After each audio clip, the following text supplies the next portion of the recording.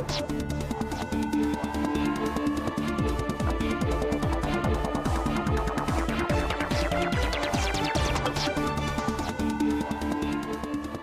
to the Economy Magazine. I'm Binyamin Tjong-Alvares with the news from the world economy.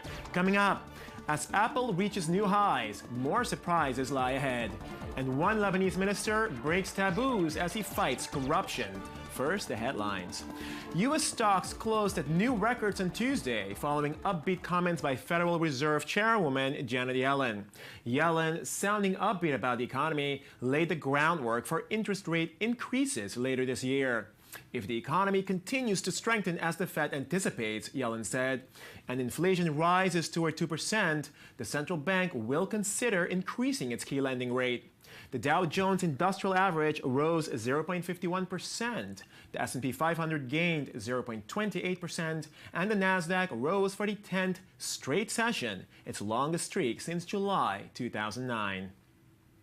Doubts rose over Greece's willingness to follow Troika orders on budget cuts and economic overhauls, even as the Eurozone approved a 4-month extension to its bailout. The deal with the Eurozone and the International Monetary Fund removes the immediate threat of a run on the country's banks. But IMF chief Christine Lagarde said in a letter the Greek proposal falls short from assuring that the government intends to undertake the reforms. Many of the IMF's 188 members failed to see the importance of the fund's disproportionate support to a small European country. Rich Eurozone countries, including Germany and Finland, have said more aid from the Eurozone should be conditional on the fund's support. So, in other words, if economic circumstances so require, fiscal targets can be adjusted within programs and have been adjusted in the past. But it cannot be a unilateral decision of the government involved to say we're no longer committed to this target. That's not the way it can work. Greek government ministers welcomed the Eurozone approval of their reform plan, but opposition politicians said it was a step backwards. They said the new government did nothing more than continue the old bailout agreement that the previous government was following. It seems that Greece is going back to the original program, although they have changed the words. What is important is that Greece continues its progress in structural reforms. We return the economy and maintain it in a growth territory. Chinese manufacturing activity seems to have improved modestly in February, even as the export sector remained sluggish. HSBC's preliminary index of nationwide manufacturing activity in China rose to 50.1 in February, marking the first expansion in 4 months. Analysts said Beijing's looser monetary policy in recent months may have channeled more capital into domestic investment. Though the data point to a marginal improvement in the Chinese manufacturing sector, domestic economic activity is likely to stay sluggish and external demand remains uncertain. HSBC said in a statement it believes more policy easing is still warranted to support growth. A U.S. jury ordered the Palestinian Liberation Organization and the Palestinian Authority to pay more than $218 million to U.S. victims of attacks during the Second Intifada.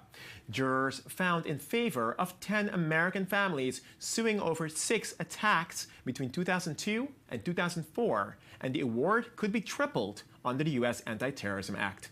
Victims and their families had requested more than $350 million over the shootings and bombings that killed 33 people and injured over 450. Israeli government spokesman Mark Regev welcomed the verdict, but PLO spokeswoman Hanan Ashrawi said they will appeal it. U.S. federal court holds the Palestinian Authority and its leadership directly accountable for numerous acts of terrorism against innocent civilians, Israelis and Americans. Now, this is an important message to the Palestinian leadership, which must cease praising terrorism. It is extremely unfortunate and quite distressing that the U.S. District Court, the Southern District of New York, has handed down an adverse verdict in the case of Sokolow versus PLO-PA on all 6 counts pertaining to the events that took place between 2002 and 2004. When Apple first launched its newest iPhone 6 model and fancy watches, few analysts expected it to reach new records in a matter of months. As the tech giant continues to diversify its products and investments, the following report by i24 News reporter Daniel Roth takes a look at what lies ahead. This month, Apple became the first company in history to reach a $700 billion valuation, and it's been reporting record sales. In the fourth quarter of last year, Apple earned no less than $18 billion in net profits. It's a record mainly due to iPhone sales, which today account for nearly 70% of the brand's total sales. Apple has even caught up to its biggest competitor, Samsung. And even with the prices being very high, up to $749 for the most complete version of the device, it's not enough to discourage customers. As for the price, it belongs to the high-end category, so it's still in the reasonable range. Apple doesn't stick to just smartphones, though. Computers and tablets are in stock, too. Also, there are rumors that Apple is designing an electric car to compete in the burgeoning sector. But the most anticipated new feature is probably the Apple Watch. We will be able to communicate with his friends more easily and leave your phone in your pocket without risk of dropping it or making it fly. The watch says on your wrist, if you want to hide it, you just put it under the sleeve, and we can use it more easily than the phone.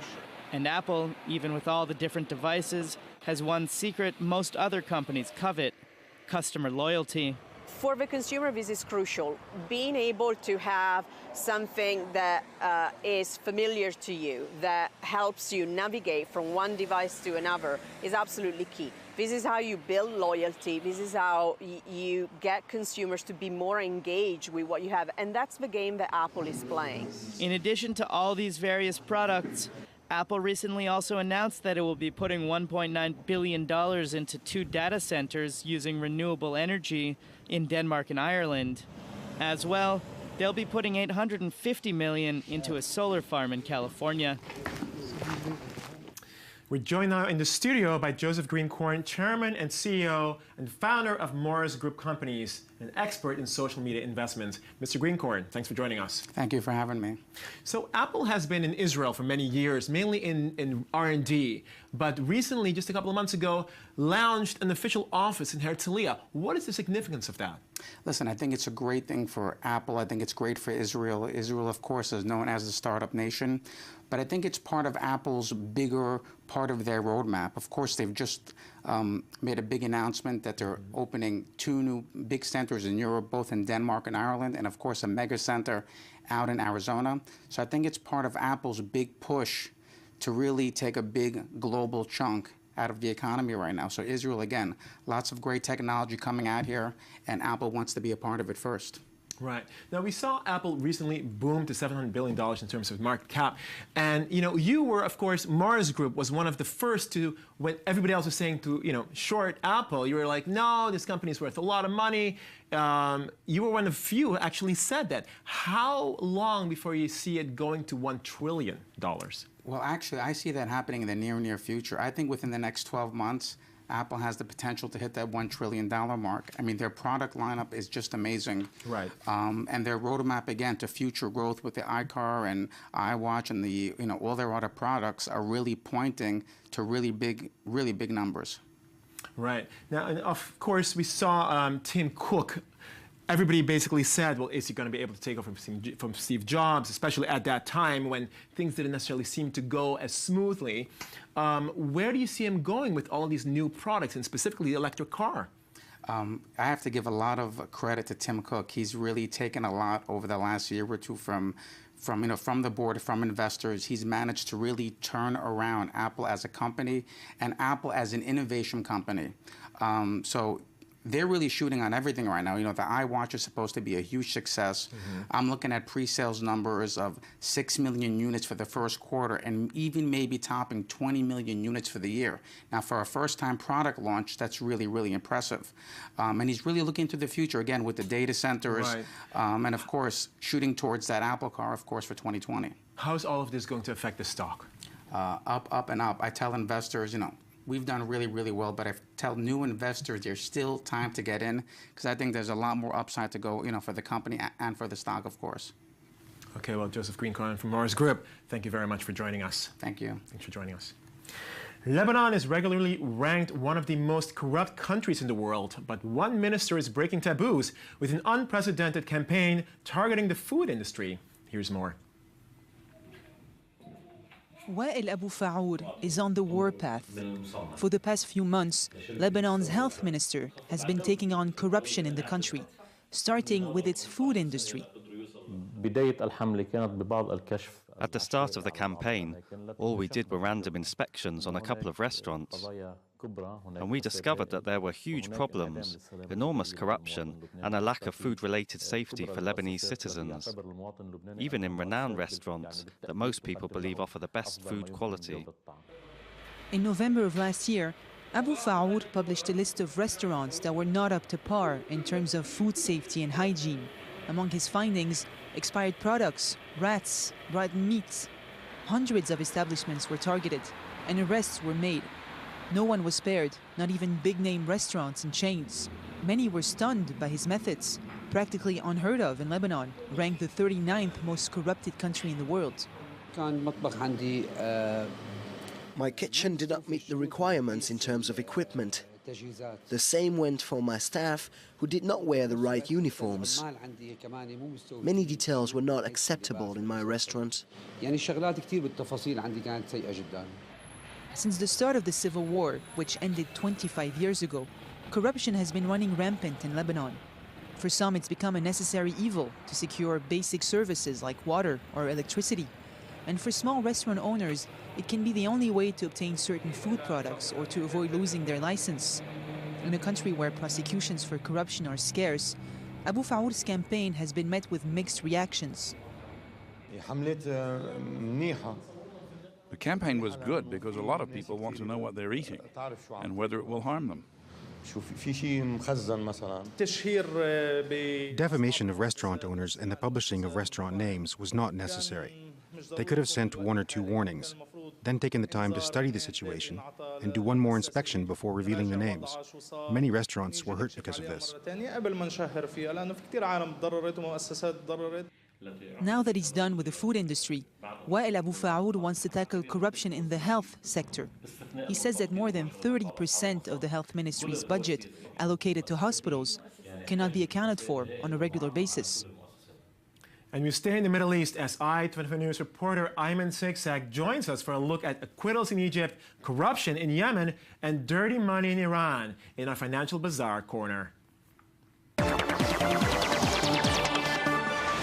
Mr. Siksak, thanks for joining us. Thank you for having me. It's good to be here. So take us there. Where are we going? Well, we're going for a week of lots of corruption news from the Arab countries in the Middle East. We're starting with Egypt, where another reversal in a series of reversals and verdicts since the Mubarak uprising that saw him ousted as president.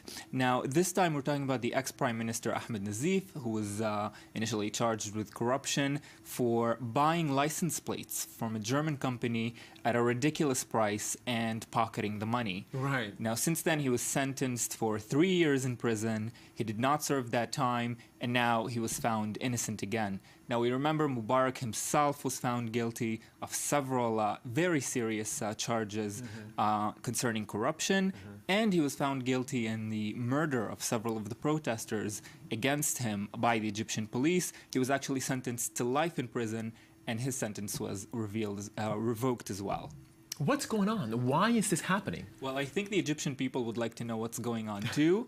After a few years that we saw some kind of way to democracy in Egypt, trust is really sinking now in Egypt once more. Levels of trust are sinking. Okay, I guess there's going to be a lot more to say about this, but what is the next story? What's going on in Yemen here? Well, a similar story in Yemen. The former leader, Ali Ahmed Abdullah, who reports now say, a London report is now saying he banked $60 billion during his reign. It was a 30-year reign in Yemen. They are saying he banked nearly $2 billion a year. by taking money from gas companies in Yemen. And we know, of course, Yemen is rich in gas and oil. Right now, they're struggling in this prospect. And HSB Swiss helped him? Well, we're presuming here. I don't want to make that guess. But, right. No, they don't want to be in trouble there. Yes. Okay. So, and what else? What else do we have here? The last story. We have a very surprising remark from Iran, a candid remark from the interior minister, who admitted that there is a lot of corruption going on in the Iranian government. He said that speaking with several ministers and finding out that they received really big budgets, the sources of those budgets are always gray, they're unknown. They tell him, I had a little help from my friends, and this is actually a direct quote. So corruption there too. Well, I'm in Zigzag.